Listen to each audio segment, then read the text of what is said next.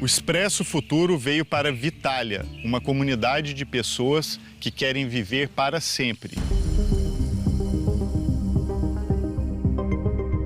Essa comunidade se instalou em Honduras, na ilha de Roatán, na América Central, e atraiu pesquisadores jovens e cientistas do mundo inteiro que estão pesquisando o tema de longevidade. É interessante porque ela fica em uma zona autônoma especial dentro de Honduras, que tem autonomia, inclusive legal, dentro do país. E o objetivo dessa comunidade é acelerar as pesquisas para ampliar o máximo possível a vida humana. Esse experimento pode gerar inspiração e talvez ideias para outros lugares do mundo, inclusive o Brasil, para buscar formas de inovação institucional. Vamos conhecer melhor.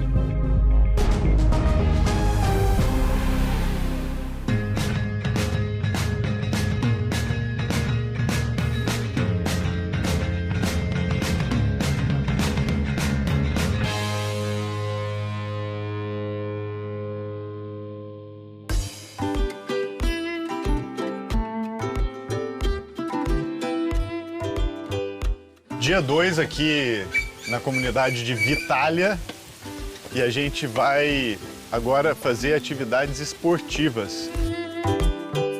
A gente vai entrar na onda aqui seguindo a dieta e a vida aqui de Vitália, então vamos fazer um pouquinho de atividade física também.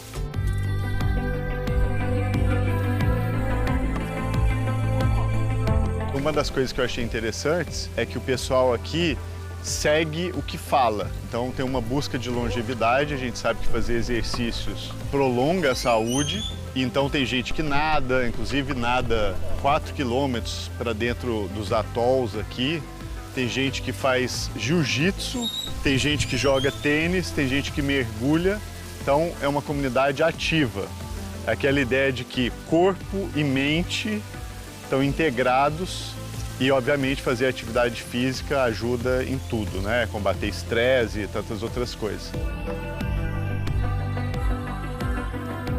Nicholas, do you practice the routines yourself? Like, do you wake up with the sun and eat the Brian Johnson blueprint? Yeah, I mean, my diet is, it's not super optimized. I do wake up very early, rising with the sun, which is like perfect here because the sun rises exactly in front of our bedrooms. I feel that's already giving me a huge kickstart. I think it's important to cover your bases, sort of diet, exercise, and sleep. Oh yeah. It's still good to do these things right because you'll have a healthier life. Yeah. But in terms of really radically extending our lifespan, we're very limited by our genetic setup. We need to have technological interventions into the body. Yeah. So we need to have new drugs and treatments and maybe even cybernetics and implants. One of the things that the community proposes is that getting old and aging is a disease, right? We have to look into it as a disease, look for treatments, research. Where does this change of perspective comes from? I mean, it comes from the science. We know, or we have decoded what's happening in our bodies that's causing aging. And we have some very specific ideas, the specific hallmarks that could stop the process. We still don't have cures for aging, right? We should never forget we're very much in the beginning. But I think the science and the technology is now ready to prove it, right? So there are some drugs that are in mice trials, right? So that are able to extend lifespan in mice by about 30%. There's scientific debates, right? So there are some people like Peter Fedichev, for example, he's saying you can rejuvenate the human body by maximum 10 years. Right, beyond that, it's physically not possible. Aubrey de disagrees, and they have productive debates around it. And how do you deal with the contrarian questions? Do you think that people should live forever? Do you think that would be a good thing? I think people should have a choice. There's a very good philosopher, Patrick Linden, who wrote a whole book, The Case Against Death. And the simple thesis is that life is good and death is bad. And we want more of what's good.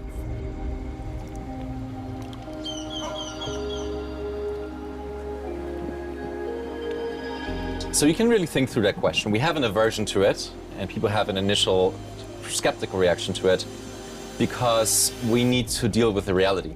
Historically, all humans that have ever existed died. And so to come to grips with the fear, one of our mechanisms is to interpret it as something inevitable and maybe even embrace it. That's why it's totally understandable that people have this reaction, right? And it's rational, right? Because you shouldn't have hope in something that's just not realistic and not possible.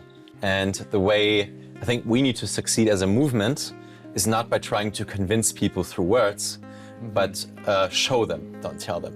Yeah. Right. So here are new drugs and new treatments that are safe, that are actually working. There's a much deeper conversation, right? People have other reactions, things like overpopulation, for example. Pension funds, or how do you deal with, you know...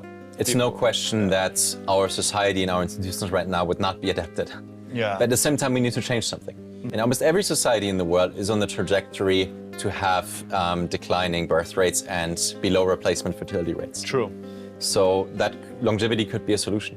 So in this future possibility, people could be young forever in that sense, right? I'm still pro-children, by the way, and still pro-procreation. Oh yeah, sure. Because I think human life is great. I found that so beautiful. Like love is great, and we'll still have problems. You know, we'll still deal with mental and spiritual challenges. Yeah. But it's still better to be alive than to not to be alive, because we always can have another chance.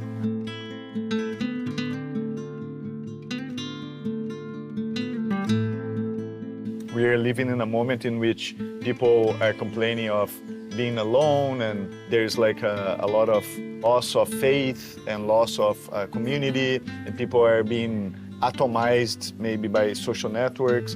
And what you're doing definitely brings people together, as we can see here. I'm not against cities. I think cities are good. And at the same time, as humans, we're tribal, right? And we're used to be living in communities of like at most, 100 or 150 people. Like there's a whole movement around co-living that is increasingly seeking these intentional communities. Yeah. And sort of going to places where they can associate themselves freely with like-minded or aligned people. And that's also not a silver bullet, right? Ask anyone in those kind of communities. It's very hard to make community work. But I think ultimately it's expanding the menu we have. Network states, intentional communities, charter cities are really the next frontier to build more options, not only for people in situations of high abundance, but increasingly also to people at the lower end. So when you think of charter cities in Africa or in Honduras here. So I think the frontier that we're opening here is very large, and we'll see hopefully a huge range of diversity in terms of size and scale of how these communities look like and how people live together, the governance mechanisms they use.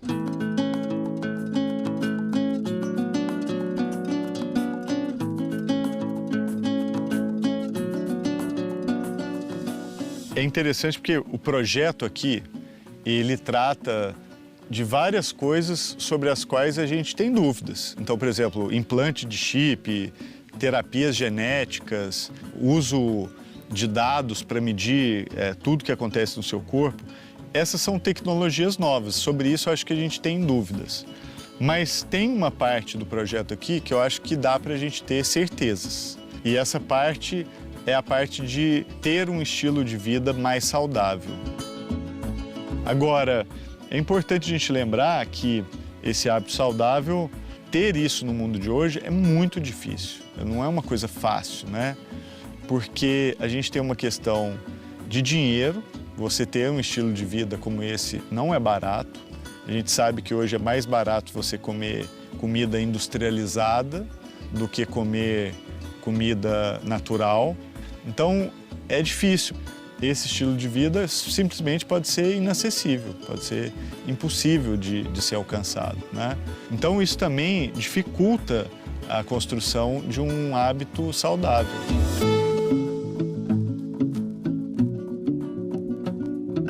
Uma das práticas de longevidade que o pessoal faz aqui é banho em água abaixo de 0, tá? Eles colocam sal na água para baixar a temperatura ainda mais. E tem esse freezer aqui. Eles até tentaram antes fazer com uns negocinhos ali, de colocar gelo, etc. Mas eles foram direto ao ponto, botaram um freezer aqui. E saúde é uma só. Então, saúde, você tem a saúde do corpo, a saúde da mente. E é uma única coisa. Corpo e mente é igual, não tem uma separação entre um e outro. immediately it's like, especially when you've never done one, it's a shock, like to your whole nervous system. You feel like you can't breathe, you're like, like gasping for breath. And by deeply breathing, that allows you to kind of get back to a more relaxed state of mind. Then you actually find a state of peace and calm. Não é uma coisa que eu queria fazer, mas o nome aqui do Expresso Futuro, falando de longevidade, eu vou tomar um banho e entrar aqui nessa água gelada, tá? O pessoal da produção tá rindo aqui de mim. Bom, vamos lá. Banho de água abaixo de zero.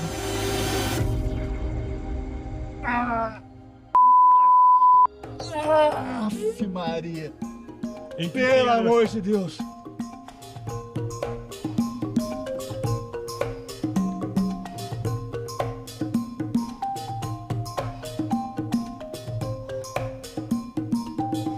Em nome da longevidade, é isso aí. Valeu, pessoal! Obrigado!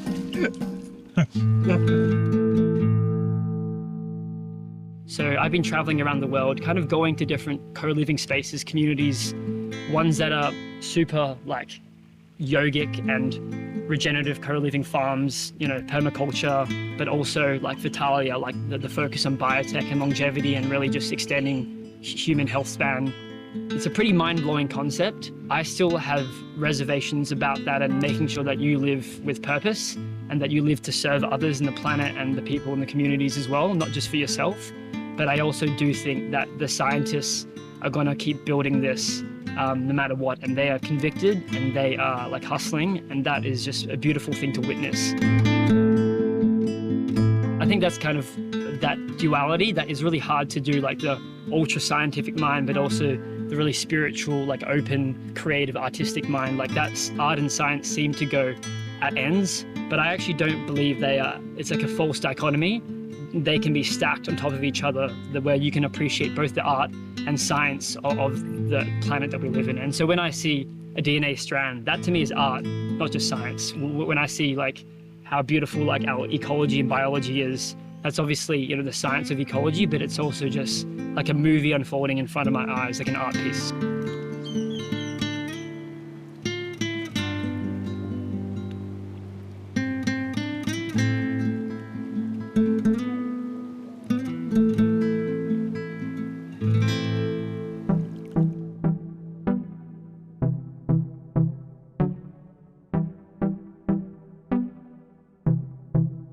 Me llamo Luis Vázquez, vengo del sur de Honduras, pero otro de mi trabajo era hacer un mural. Soy sincero, al inicio no sabía nada de Vitália, ni de muchos temas que se hablaban aquí, entonces luego empecé a investigar un poco sobre Vitália y veía que hablaba sobre longevidad, sobre biotech, biohacking.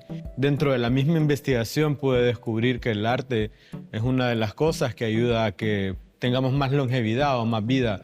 Y uno de los motivos principales es por la salud mental o por la salud espiritual. Y ya que el arte es un medio de expresión para poder sacar esos problemas internos, esos sentimientos que tenemos reprimidos, esas emociones que muchas veces no las podemos explicar con palabras, sino a través de colores, de formas.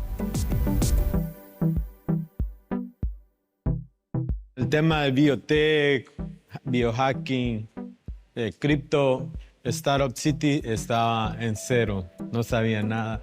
Entonces comencé a ir al laboratorio, a escuchar lo que hablaba Caso, las otras personas, a preguntar a las personas sobre cripto, ir a las conferencias. Luego elaboré un mural, vemos a un científico con un microscopio investigando, luego una mano que tiene el tema de biohacking, el tema de la mejora humana. Podemos ver en una parte del mural un segmento del ADN y cómo se va transformando en vida. El último segmento en el que estoy trabajando ahorita habla sobre las Startup Cities, sobre la idea de Vitália, de ser una ciudad donde la opción de la muerte es una opción que va a desaparecer y que podemos aspirar a una mejor vida.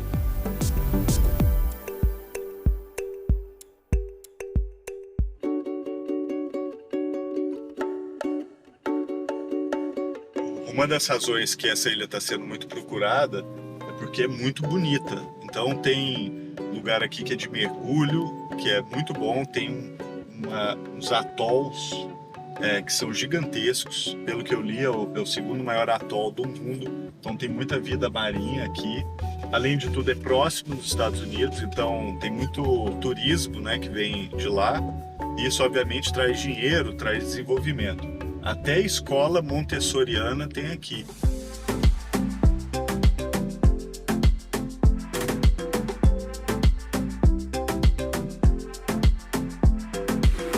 So, Zelda, how did you get here? I am an idealistic person, so I want to contribute to build a better world. And the work that I am doing is related to education and building new models for educating young people and giving more freedom to young people to actually decide what they want to learn and how they want to learn. You basically dropped out from high school, right? Why did you do it and how did you build a different way? To me, being seated in a classroom all day long, learning things that I'm not that interested in, taught by teachers who themselves aren't that passionate in what they're, teaching, it was a waste of time. I knew that my time was more valuable in, a company that's trying to solve interesting problems in education or in a non-profit. When I decided to drop out, all my teachers told me, Zelda, you're going to fail. And that makes sense because most people who decide to drop out, unfortunately, they don't have the right resources to find an alternative path in which they can be successful. But in my case, within the 2 years after dropping out, I found jobs in tech companies, very amazing tech companies. I became the leader of a program for young entrepreneurs under 23 who want to learn to build their own startups. I became a published author at 18 years old, publishing Hack Your Education, a guide for teenagers so that they can focus on what really matters, in my opinion, which is what are you interested in? What do you want to pursue? What is your purpose in this world? What problems do you want to solve? In Brazil, one of the problems we have, I think it's everywhere now, it's people giving up on school. We call it evasion, so people basically drop out because they don't find the schools interesting or anything like that. So how do you reinvent school? That's a wonderful question to answer while being in Prospera. Because Prospera is a playground to think as radically as we want about a new system for young people to educate themselves. I want to think completely differently about how do we relate to young people? What is the place of young people in our society? Climate change is becoming more and more a reality as artificial intelligence is coming to us closer and closer. The problems are getting more and more complex. And yet, as you said, school isn't changing. So for me, it's not about making a new school, it's about asking those questions. What do we need? And also, what do we want the world to look like? We've built, since the Industrial Revolution, a world of specialists.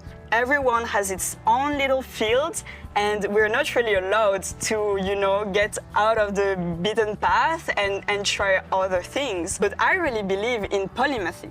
I believe that those complex problems that we need to solve, we will find the solutions for them out of building bridges between fields. It's important for people not to have a straight out answer, and also ask themselves, use their own creativity to say, oh, what would it look like for me, for my needs, a kind of education that answer the needs of me personally, but also my community. Because what is for sure is that the next education system that we need to invent is not a one-size-fits-all. The answer is actually multiple. One thing that I find amazing here at Vitália and Prospera is the sense of community, right? I feel that now people are feeling lonely. There's this issue of mental health. Technology increases that problem. And I think people are looking for different forms of community. When I arrived my first day at Vitália, I felt like I was entering in a university. Except I wasn't given a schedule, I wasn't given, classes that were mandatory for me to follow. I was free to talk to whoever I wanted in the room, ask them questions, and let their curiosity fill in the conversation as we were getting along, as we were getting to know each other. Gen Z, the generation that I am part of, since COVID-19 is experiencing a huge crisis of loneliness. To me, Vitália is the meeting of these two challenges that are huge challenges that we need to solve as a society, right?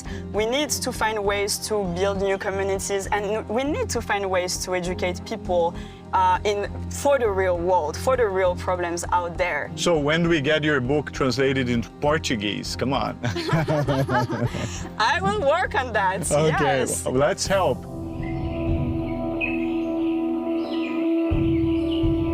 Sempre que a gente vê uma coisa nova, e na vida eu acompanho tecnologia há muito tempo, então eu já vi coisas novas surgirem e as pessoas duvidarem totalmente delas, né? Até elas meio que se consolidarem.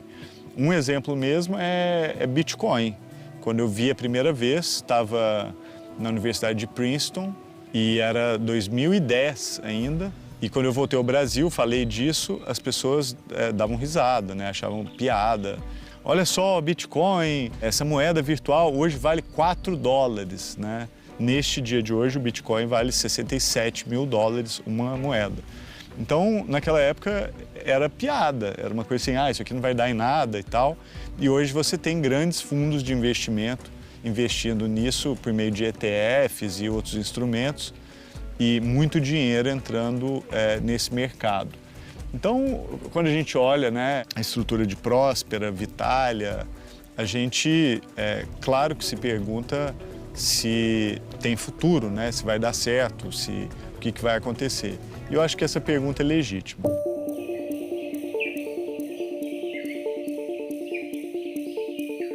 So, Anton, what is your background? So my education was in international economics and management. But I studied and lived in Ukraine, but at some point I realized that we have to solve aging and that things are not going as fast as I want to, and the best thing to do it is to do it yourself. Now I am doing bioinformatics of aging and also large language models. Amazing. So it's the convergence between longevity and AI, we can say like that. Yeah, I mean, I'm still doing both. Aging is not like a narrow field. It depends on solving aging depends on the progress of a lot of adjacent fields. And one of the things that you can use to speed it up is to give researchers open tools that improve their productivity.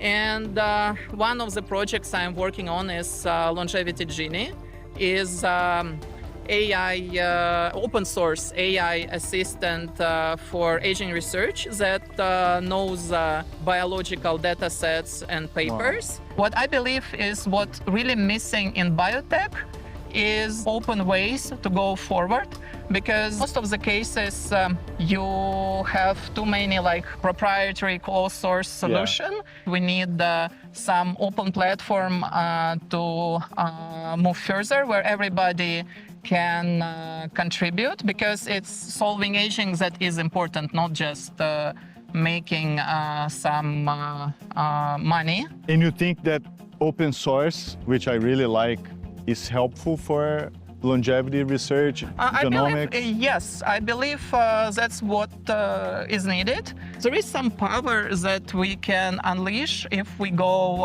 open source. Also, it doesn't diminish commercial usage. For example, in our case, we have open core, and then we can make some commercial solutions on top of something that is open. So that's why we participate in Vitália startup accelerator.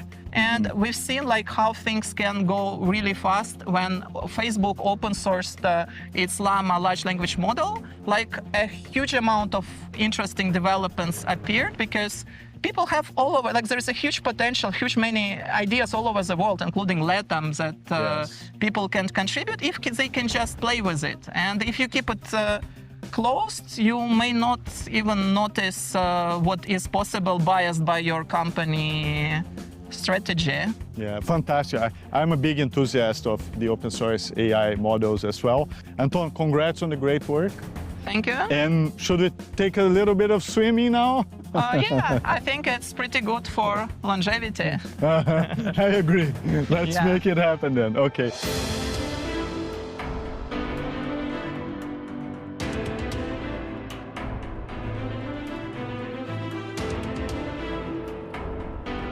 Estar aqui me fez pensar em várias coisas. Uma das coisas que eu pensei é que é muito difícil ser jovem hoje. E eu vejo essa dificuldade no rosto de cada uma das pessoas aqui.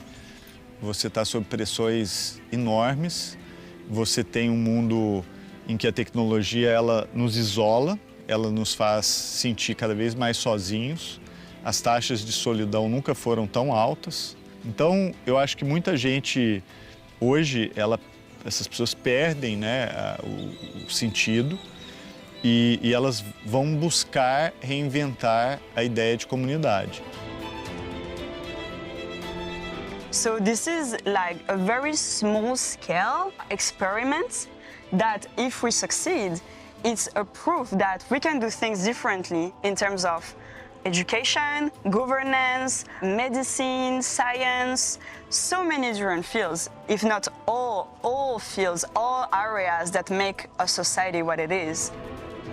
Siento que es una oportunidad para replicar este tipo de experiencias en otros espacios donde también las personas de las comunidades puedan tener acceso a este conocimiento, y creo que este nuevo tipo de comunidades, de emprendimientos, son muy importantes para desarrollar los países, para compartir y crecer de una manera colectiva.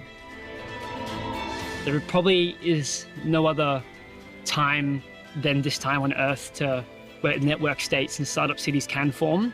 Kind of like the Manhattan Project was for the nuclear bomb, but this is for like life and health and love.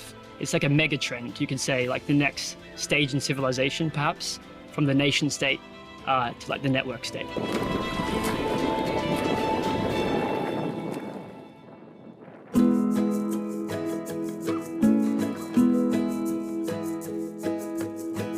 Eu acho que Vitália, e isso que está acontecendo aqui, é um experimento que atrai as pessoas que não se encaixaram em outros lugares.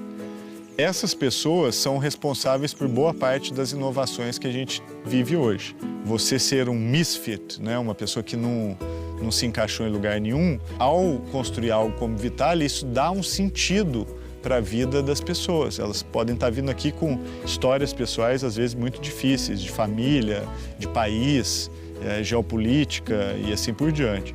E aqui elas encontram uma comunidade de pessoas que são também interessadas por conhecimento, por ciência e por terem esse objetivo, né, de longevidade.